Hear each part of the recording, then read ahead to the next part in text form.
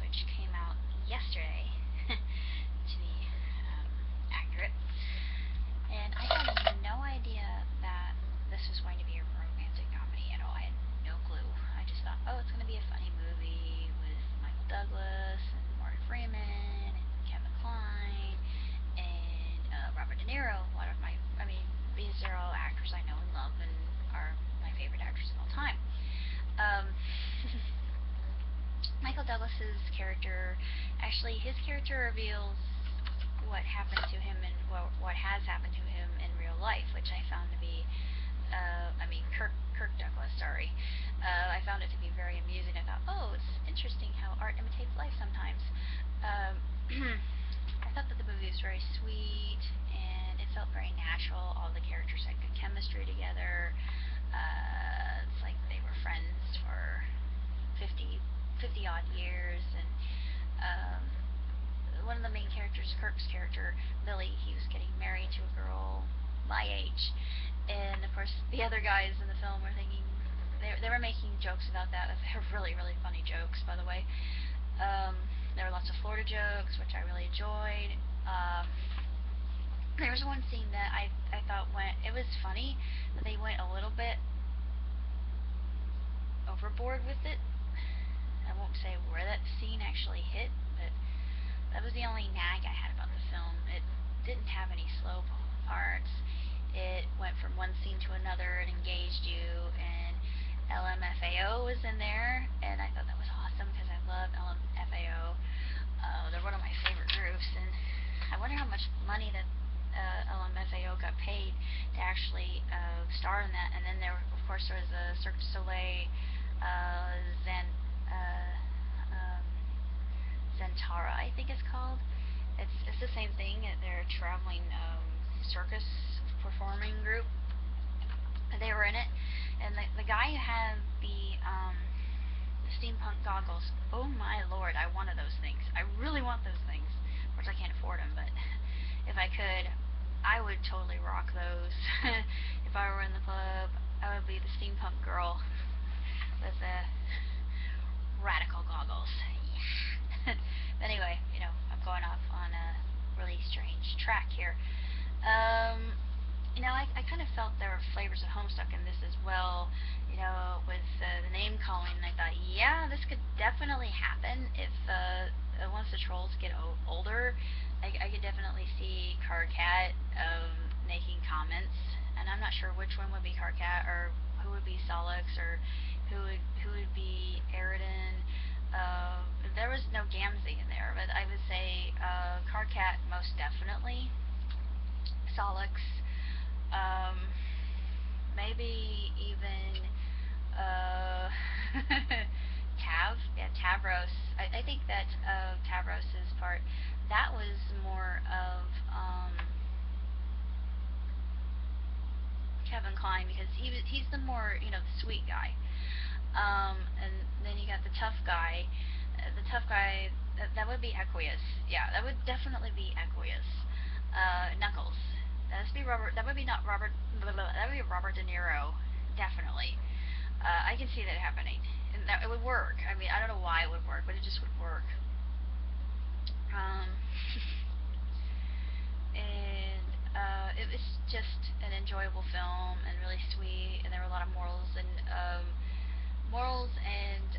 ethics that were presented, and some more about living your life rather than just letting it pass you by, not letting death overcome you and becoming so wrapped up in it. Of course, there's a story behind that with Patty, or Robert's character.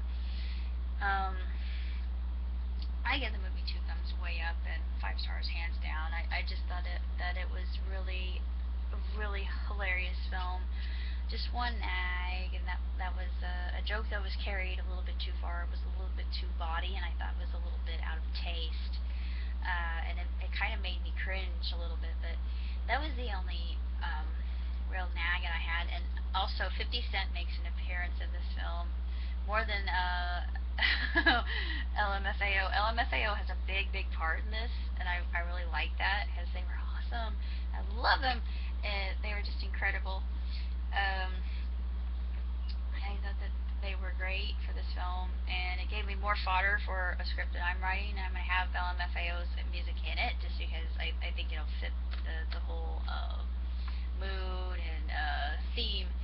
And I also thought that the story was really well written, even though it's predictable. You know where it's gonna go, but it still keeps you engaged. And I actually cried. I thought, oh, this is so sweet. Ah, what a lovely friend. Who could want a friend better than this? And well, it's easy for me to do that, and it just showed the extent of what true friendship goes to. And that's what really made it wonderful. And it kind of made me think that maybe they'll have a sequel to it. Well, who knows? But I really liked it, and it was just really funny. I haven't laughed that hard in a long time since The Heat, which I absolutely love. And if you're a fan of any of these actors, then by far go see it. And I think that Morgan Freeman really shines because he was the funniest of all the characters, even more than Robert, which surprised me that his lines were some of the best lines in the entire film.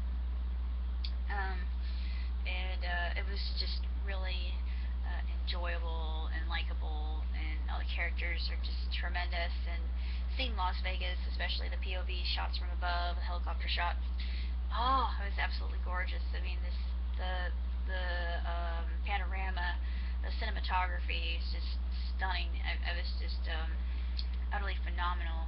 Totally blown away by that, and it just knocked my socks off. And just the whole film cinematography, really pretty. And of course, music, top notch. The costuming, I thought was some of the best costuming I've seen in a good long time. When they get to the party scene, when they're wearing their suits, I thought, oh my gosh, I wish I were a man because I would totally wear that suit and I would rock it. I know that sounds kind of weird, but I would definitely do that. Oh, I wanted that blue suit. That blue suit was just this is the most chic thing I've ever seen.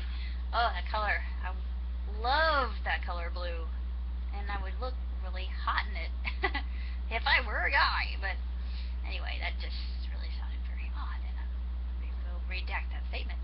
If they had something akin to that for a woman's measurements, I think I could probably make it work that way too. But I can't afford the suit that good looking or in that fabric, let alone brand label stuff. Way too expensive for my taste. And a lot of the things I saw, I thought, no, can't afford that, can't afford that, can't afford that suite, can't afford those cars at the very beginning, the classic cars, which I really love because it starts out in 1959, where they had some of the best cars ever made.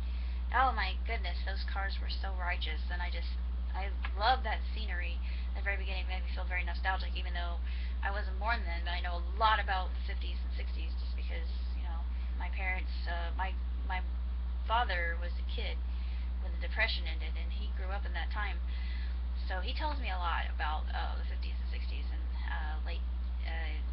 late Depression era. So I don't have to go to a book to look this up. I've got my living history book right there. Other than that, I can say this movie is really great. It's tremendous and very entertaining, and it'll catch you off guard because you think you're seeing, I'm going to see a great comedy with all these legends, and it's going to be really entertaining and funny, which it is, granted, but it's a rom-com, and that's what threw me off completely. But despite the fact that it's a rom-com that's adult, and there are a lot of adult issues brought up in this rom-com. It's about being truthful, and that's what I really like about this one. This is good. This is the best rom-com I've seen in a good long while. So if you have a chance to see it, see it. This is well worth your time.